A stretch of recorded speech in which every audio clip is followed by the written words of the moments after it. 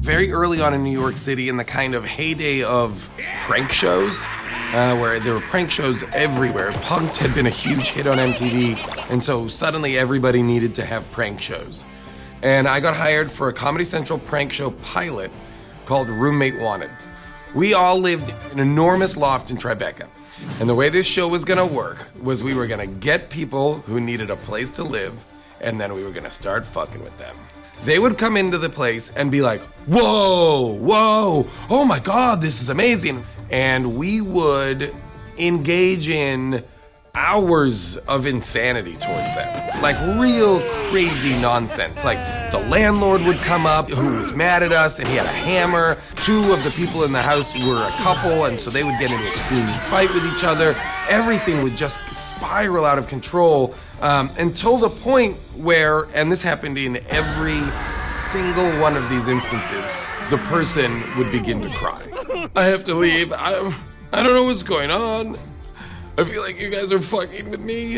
It was my job to make it seem normal. I was like supposed to be their friend. Eventually, Mark would be left alone in the apartment, and the crazy ex-roommate would show up. Who the fuck are you?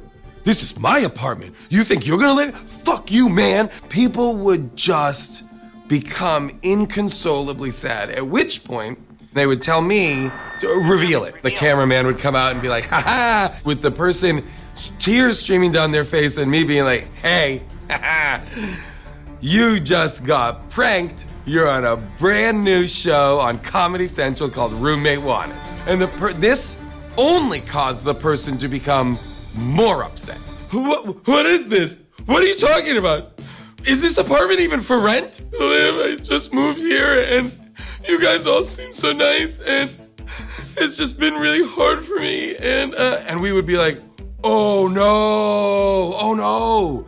It was soul crushing for us. All of the cast, we would all in between the setups just sit on the set just kind of like, oh, this is awful. But what instantly became clear was that it's not just kind of some, ha, you're shopping for pants. People who need a place to live are very vulnerable. And so the minute the first person showed up, we all instantly realized, oh, no. This is a nightmare. I would argue this show should never get remade again. And not surprisingly, the pilot was not picked up to series.